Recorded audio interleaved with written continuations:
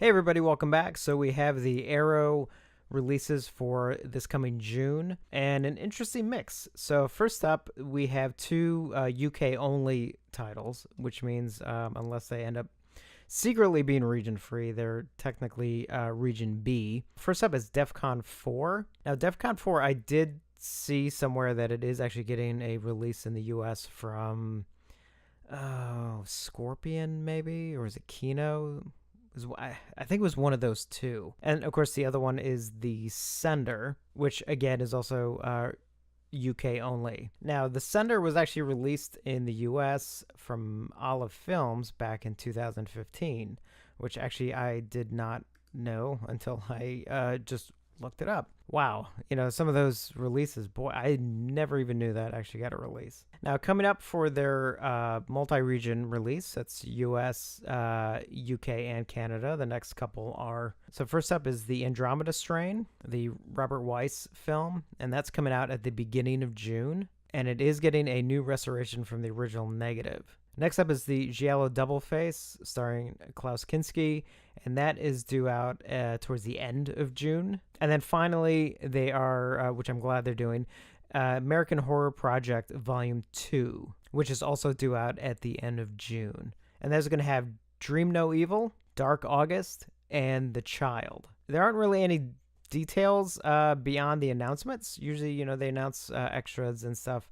But there aren't any listed, so they may be still working on all of that. So I'm very excited about American Horror Project Volume 2. I really liked Volume 1. And I was more familiar with the films in Volume 1, so actually I'm kind of excited to check out the ones included in this one. And then finally, a quick update from Second Sight Films on their upcoming Dawn of the Dead release. So this was posted on their Facebook page. Dawn of the Dead update. Grading of the original camera negative is well underway at Final Frame London under the supervision of director of photography Michael Gornick. A big thanks to Michael and colorist Susumu, who is getting the feedback we love to hear.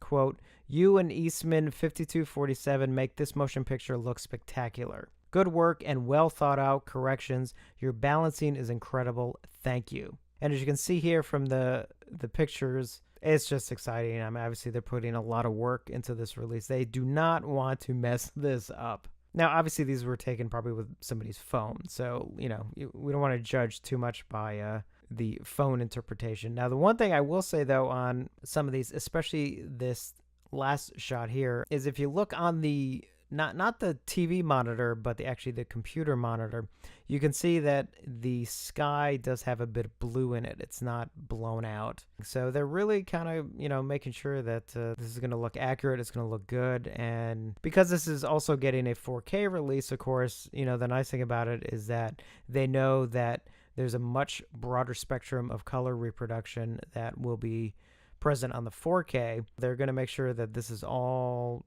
well and good. And I'm sure they're probably going to be, and I'm sure they're creating a new DCP to be shown in theaters. Definitely very exciting. Obviously, Dawn of the Dead is, as I've said before, it's one of my top 3 favorite films of all time. So it's definitely my most anticipated release of the year. So that's it for the moment. Just want to do a quick video on the Arrow titles and just this quick Dawn of the Dead updates. So thank you for watching, and I will see you on the next one.